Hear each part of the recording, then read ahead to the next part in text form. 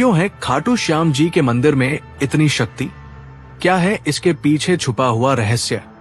आज मैं आपको एक ऐसी कहानी सुनाने जा रहा हूं जो सिर्फ कहानी नहीं है, ये एक दिव्य सत्य है। ये एक ऐसे भगवान की कहानी है जो कलयुग में हारे हुओं का सहारा बना, जिसका नाम सुनते ही रोंगटे खड़े हो जाते हैं, जिसके दर्शन मात्र से जीवन बदल जाता है। राजस्थान की धरती पर सीकर जिले में खाटू नामक एक छोटे से गांव में एक ऐसा मंदिर है जहां रोज लाखों लोग अपनी मुराद लेकर आते हैं। कोई रोता हुआ आता है, कोई हारा हुआ आता है, कोई टूटा हुआ आता है, लेकिन जो भी सच्चे दिल से आता है वो खाली हाथ नहीं जाता। लेकिन क्यों है इस मंदिर में इतनी शक्ति? क्या है वो रहस्य जो इस स्थान को दुनिया के सबसे चमत्कारिक धामों में से एक बनाता है? आइए मैं आपको वो कहानी सुनाता हूं जो समय के पन्नों में दबी हुई है, वो कहानी जो आपकी आत्मा को छू जाएगी।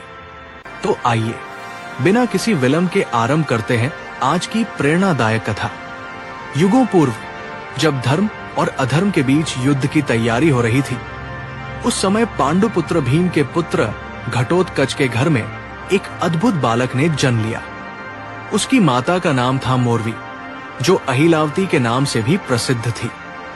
जन्म के समय ही आकाश में दिव्य प्रकाश फैला था, देवताओं के मृदंग बजे थे। ये बालक था बर्बरीक, एक ऐसा योद्धा जिसकी वीरता और शक्ति की गाथा आज भी कही जाती है। बर्बरीक के जन्म के साथ ही प्रकृति में अनेक चमत्कार हुए थे। वृक्ष फल फूलों से लद गए, नदियां मधुर संगीत बजाने लगी और पशु पक्षी आनंद में नृत्य करने लगे। ये सब इस बात का प्रमाण था कि कोई दिव्य आत्मा धरती पर अवतरित हुई है। बचपन से ही बर्बरीक में अद्भुत शक्तियां थी। जब वो मात्र 5 वर्ष का था, तब उसने एक हाथी को केवल अपनी मुट्ठी के बल पर रोक दिया था। 10 वर्ष की आयु में उसने एक दिन में 100 राक्षसों का वध कर दिया था। मां मोरवी ने अपने पुत्र को सिखाया था, हे पुत्र, जीवन में हमेशा याद रखना कि सबसे बड़ा धर्म है हारे हुए की सहायता करना। जो निर्बल है, जो असहाय है, जो संकट में है, उसके साथ खड़े होना ही सच्चा धर्म है। मां के इन शब्दों को बर्बरीक ने अपने हृदय की गहराई में बसा लिया था। वो जानता था कि उसकी शक्ति का उपयोग कमजोरों की रक्षा के लिए करना है। जब बर्बरीक 16 वर्ष का हुआ, तब उसने घोर तपस्या की। हिमालय की ऊंची चोटियों पर, जहां सिवाय बर्फ के कुछ नहीं था, वहां उसने भगवान शिव की आराधना की। महीनों तक केवल हवा पीकर, बिना भोजन के वो तपस्या में लीन रहा। भगवान शिव प्रसन्न हुए और उन्होंने बर्बरीक को 3 अद्भुत बाण प्रदान किए। ये बाण साधारण नहीं थे, ये दिव्य थे, चमत्कारी थे। पहला बाण ये शत्रु के सभी कमजोर स्थानों को चिह्नित करता था। जहां भी ये निशाना लगाता, वहां लाल रंग का चिन्ह बन जाता था। दूसरा बाण ये मित्रों और रक्षणीय व्यक्तियों को पहचान कर उन्हें चिन्हित करता था, उन पर नीले रंग का निशान बनता था। तीसरा बाण ये सबसे शक्तिशाली था। ये लाल निशान वाले सभी स्थानों को एक साथ भेद कर शत्रुओं का संहार करता था और नीले निशान वाले सभी को सुरक्षित कर देता था। माता मोरवी ने, जो स्वयं एक नागकन्या थी, अपने पुत्र को एक दिव्य धनुष प्रदान किया। ये धनुष इतना शक्तिशाली था कि इसकी टंकार से ही शत्रु भयभीत हो जाते थे। इस धनुष का नाम था महाकालदंड। इस धनुष की विशेषता ये थी कि ये कभी नहीं चूकता था। जो भी लक्ष्य बर्बरीक मन में सोचता, वो तुरंत उस तक पहुंच जाता था। चाहे शत्रु कहीं भी छुप जाए, चाहे वो किसी भी माया का सहारा ले, ये बाण उसे ढूंढकर मार गिराता था। जब महाभारत के युद्ध की घोषणा हुई, तब बर्बरीक के हृदय में भी युद्ध में भाग लेने की इच्छा जगी। उसने सोचा, ये तो धर्म और अधर्म का युद्ध है, मुझे इसमें अवश्य भाग लेना चाहिए। लेकिन प्रश्न था, किस पक्ष में? बर्बरीक के मन में कोई शंका नहीं थी। उसकी मां ने जो संस्कार दिए थे, उसके अनुसार उसे हमेशा हारने वाले का साथ देना था। वो अपने नीले घोड़े पर सवार होकर कुरुक्षेत्र की ओर चल पड़ा। रास्ते में जो भी उसे मिलता, वो पूछता, कुरुक्षेत्र में कौन जीत रहा है? सभी का एक ही उत्तर था, पांडव निर्बल है, कौरव शक्तिशाली है। ये सुनकर बर्बरीक का निर्णय और भी पक्का हो गया। वो पांडवों का साथ देगा। कुरुक्षेत्र के पास पहुंचकर बर्बरीक ने एक वट वृक्ष के नीचे विश्राम किया। वहां उसे एक युवा ब्राह्मण मिला जो अत्यंत सुंदर और तेजस्वी था। उसकी आंखों में अद्भुत गहराई थी, मुस्कान में दिव्य चमक थी। ये ब्राह्मण कोई और नहीं, स्वयं भगवान कृष्ण थे, जो बर्बरीक की परीक्षा लेने आए थे। वत्स, ब्राह्मण ने मधुर स्वर में कहा, तुम कहां जा रहे हो और ये 3 बाण लेकर क्या करोगे? क्या तुम्हें लगता है कि मात्र 3 बाणों से तुम युद्ध जीत सकते हो? बर्बरीक ने विनम्रता से उत्तर दिया, हे ब्राह्मण देव, ये कोई साधारण बाण नहीं है। एक बाण से मैं अपने शत्रुओं को चिह्नित कर सकता हूं, दूसरे से मित्रों को और तीसरे से सभी शत्रुओं का संहार।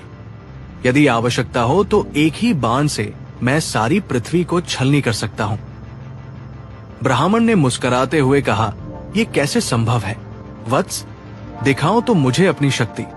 उन्होंने पास के एक विशाल पीपल वृक्ष की ओर इशारा किया और कहा, इस वृक्ष के सभी पत्तों को छेद दो, लेकिन ध्यान रहे, एक भी पत्ता नष्ट नहीं होना चाहिए, केवल छेद होना चाहिए।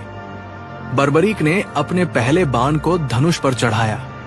मन ही मन उसने संकल्प किया था, महादेव, इस वृक्ष के हर पत्ते के मध्य में छेद हो जाए। बाण छूटा और चमत्कार हो गया। वृक्ष के हजारों पत्तों में प्रत्येक के मध्य में एक सुंदर गोल छेद हो गया। पूरा वृक्ष मानो कलाकृति बन गया था। लेकिन ये चमत्कार यही नहीं रुका। ब्राह्मण के पैर के नीचे भी एक पीपल का पत्ता था, जिसमें भी छेद हो गया था। बर्बरीक समझ गया कि ये कोई साधारण ब्राह्मण नहीं है। तभी ब्राह्मण का रूप बदलने लगा। उनके चारों ओर दिव्य प्रकाश फैल गया। उनके सिर पर मोरपंख का मुकुट दिखाई दिया, हाथ में सुदर्शन चक्र और मुरली। ये थे स्वयं भगवान कृष्ण। बर्बरीक तुरंत उनके चरणों में गिर पड़ा। हे जगन्नाथ, हे कृष्णा, आपने मुझ पर कृपा की, लेकिन मैं समझ नहीं पा रहा कि आप मुझसे क्या चाहते हैं। भगवान कृष्ण ने बर्बरीक को उठाया और प्रेम से कहा, वत्स, मैं तुम्हारी शक्ति से प्रभावित हूं, लेकिन एक समस्या है। तुम्हारी शक्ति इतनी महान है कि यदि तुम युद्ध में भाग लोगे तो पूरा युद्ध असंतुलित हो जाएगा। भगवान कृष्ण ने समझाया, तुमने कहा था कि तुम हारने वाले का साथ दोगे, लेकिन सोचो, यदि तुम पांडवों के साथ मिलकर कौरवों को हरा दोगे तो फिर कौरव हारने वाले हो जाएंगे। तब तुम्हारा धर्म होगा कौरवों का साथ देना, और यदि तुम कौरवों का साथ दोगे तो पांडव हार जाएंगे। तब तुम्हें पांडवों का साथ देना होगा। इस तरह तुम अकेले ही पूरा युद्ध लड़ोगे और सभी महारथी केवल तमाशबीन बनकर रह जाएंगे। बर्बरीक के मन में तूफान मच गया। उसने समझा कि भगवान सत्य कह रहे हैं। उसकी शक्ति वास्तव में इतनी प्रबल थी कि वो अकेले ही युद्ध का परिणाम बदल सकती थी। भगवान कृष्ण ने धीरे से कहा, वत्स, मैं तुमसे गुरुदक्षिणा मांगता हूं। अवश्य प्रभु, आपकी आज्ञा मेरे लिए सर्वोपरि है। मांगिए, क्या चाहिए आपको? मुझे तुम्हारा शीश चाहिए। यह सुनकर बर्बरीक के चेहरे पर एक पल के लिए उदासी छा गई। उसके मन में हजारों विचार आए। युद्ध देखने की इच्छा, वीरगति पाने की चाह, यश कमाने की लालसा, सब कुछ एक पल में बिखर गया। लेकिन अगले ही क्षण उसके चेहरे पर शांति आ गई। गुरु का आदेश उसके लिए सब कुछ था। प्रभु, बर्बरीक ने दृढ़ स्वर में कहा, आपकी इच्छा मेरे लिए आदेश है। मैं अपना शीश अवश्य दूंगा, लेकिन मेरी एक प्रार्थना है। कहो वत्स, क्या चाहते हो? मैं युद्ध देखना चाहता हूं। मेरा शीश काटने के बाद भी यदि वो युद्ध देख सके तो मैं अपने जीवन को सार्थक समझूंगा। भगवान कृष्ण ने प्रसन्नता से कहा, तथास्तु। तुम्हारा शीश न केवल युद्ध देखेगा, बल्कि युद्ध की संपूर्ण गाथा को समझेगा भी।